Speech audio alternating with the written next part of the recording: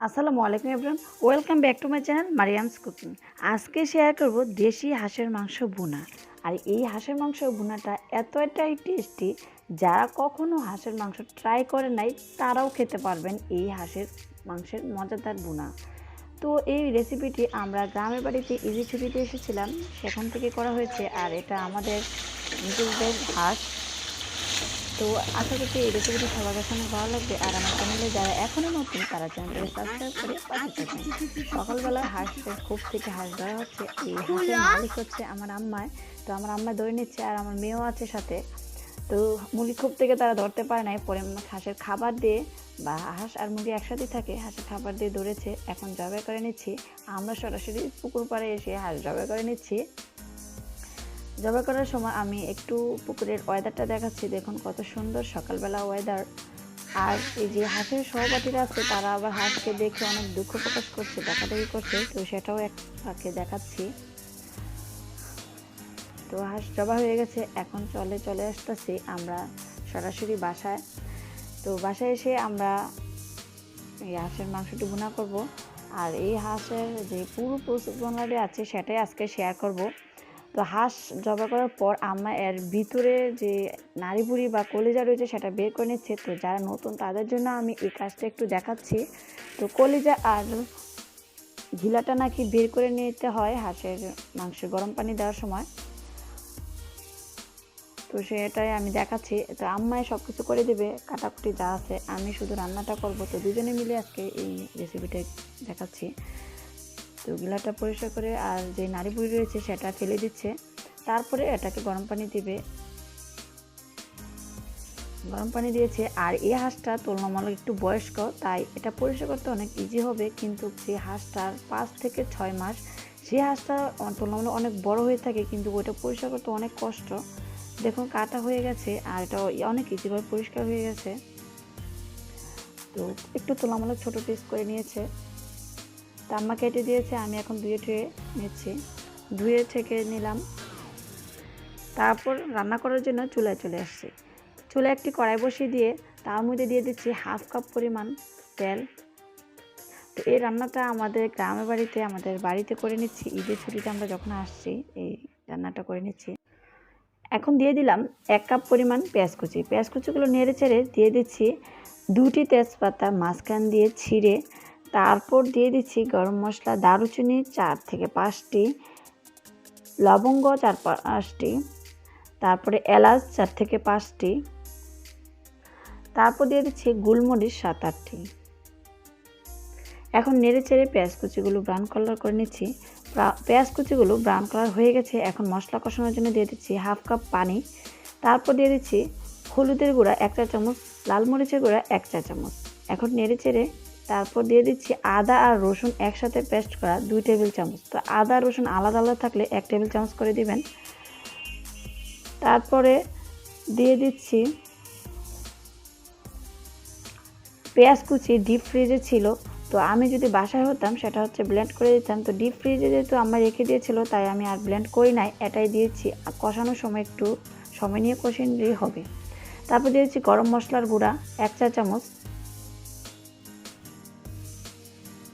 তারপর নেড়ে চেড়ে এখন দিয়ে দিচ্ছি লবণ 2 চা চামচ।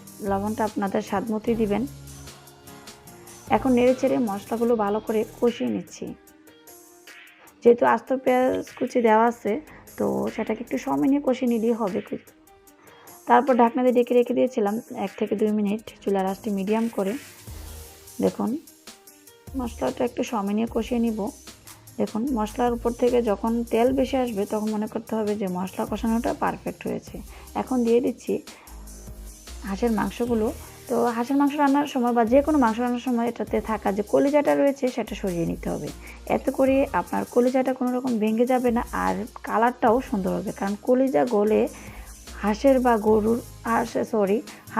বা মুরগির মাংসের কালারটাও সম্পূর্ণ চেঞ্জ হয়ে যায়, দেখতে সুন্দর লাগে না। তো কলিজাটা সরিয়ে রাখবেন। কষানো প্রায় হয়ে যখন আসবে তখন দিয়ে দেবেন। আমি 4 থেকে 5 মিনিট কষিয়ে নিলাম। দেখুন তো এভাবে ঢাকনা দিয়ে ঢেকে আস্তে আস্তে আমি কষিয়ে নিচ্ছি। তো মোটামুটি কষানো হয়ে গেছে। এখন যে কলিজাটা সরিয়ে গেছিলাম সেটা আস্তে করে দিয়ে ঢাকনা দিয়ে ঢেকে রেখে দেব আবারও 2 থেকে 3 মিনিট। তো ফিরে আসলাম 2 থেকে 3 মিনিট।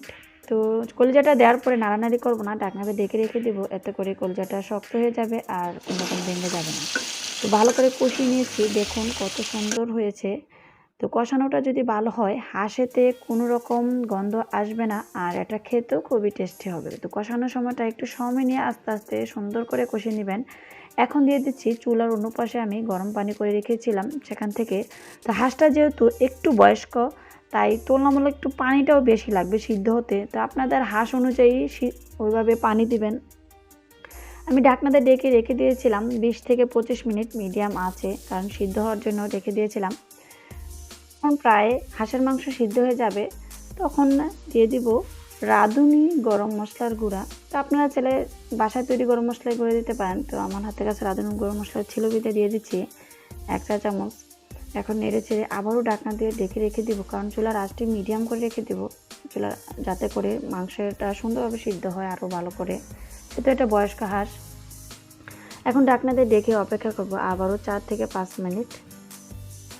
তো ফিরে আসলাম 4 থেকে 5 মিনিট পর। দেখুন কত সুন্দর হয়ে যাচ্ছে কালারটা। আর এটাকে আমি একটু মাখা মাখা করে ভুনা করব, তাই ওইভাবে ঝোলটা শুকিয়ে নিচ্ছি। আর আপনারা যদি ঝোল রাখতে চান বা আলু দিতে চান কষানোর সময় দিয়ে ওইভাবে ঝোলটা রাখবেন পানিটা শেষ পর্যায়ে। তো এখন দিয়ে দিচ্ছি গাছ থেকে পেরে আনা 5-6টি কাঁচামরিচ, যেহেতু গ্রামের বাড়িতে রান্না সব কিছুই ফ্রেশ। এখন দিয়ে দিলাম ভাজা জিরা গুঁড়া 1 চা চামচ। এখন কাঁচামরিচ আর জিরার ফ্লেভারটা যাতে সুন্দরভাবে আসে তা নেড়ে চেড়ে একটু কষিয়ে নিচ্ছি। তো এখন ঢাকনা দিয়ে ঢেকে রেখে দিয়েছিলাম 1 মিনিট। তো ঢাকনাটি খুলে তারপর নেড়ে চেড়ে নিচ্ছি। তো এই অবস্থায় একটু মাখা করে নিচ্ছি। দেখুন কত সুন্দর হয়েছে। মাংস কিন্তু প্রায় হয়ে গেছে। এখন চুলাটি বন্ধ করে দেব। আমি একটু কাছ থেকে দেখাচ্ছি, দেখুন কত সুন্দর হয়েছে। তো আশা করছি এই রেসিপিটি সবার কাছে অনেক ভালো লেগেছে। আপনারাও তৈরি করতে পারেন এভাবে এই মজাদার হাঁসের মাংস ভুনা, কারণ মাঝে মাঝে কিন্তু এইভাবে ভুনা করলে অনেক টেস্টি, আর সবাই যখন পরিবারে একসাথে থাকে তখন আলাদাই মজা হয়। তা আমি একটু পরিবেশন করেছি, দেখুন কত লোভনীয় হয়েছে এই হাঁসের মাংস ভুনাটি। তো যেহেতু এটা ফ্রেশ আর দেশি হাঁসের মাংস ভুনা, এটা কিন্তু খেতে আলাদা অন্যরকম টেস্ট হবে। তো এইভাবে আপনারাও ট্রাই করবেন। আর আমার এই রেসিপিটি কেমন লেগেছে অবশ্যই কমেন্টসের মাধ্যমে জানাবেন। আর যারা আমার এই রেসিপিটি ফেসবুকে দেখছেন তারা আমার পেজটিকে ফলো করে রাখবেন আর লাইক কমেন্ট শেয়ার করে উৎসাহিত করবেন। সবাই বাসায় ট্রাই করবেন। এইভাবে রান্না করলে আশা করছি যারা কখনো হাঁসের মাংস খান নাই তারাও খাবেন। তো আমি কিন্তু অনেক বছর পরে এই হাঁসের মাংস ভুনা করে নিজেই খেয়েছি, তো অনেক ভালো লেগেছে। আশা করছি সবার কাছে অনেক ভালো লাগবে। তো সবাই ভালো থাকবেন, সুস্থ থাকবেন, নিরাপদে থাকবেন। আল্লাহ হাফেজ।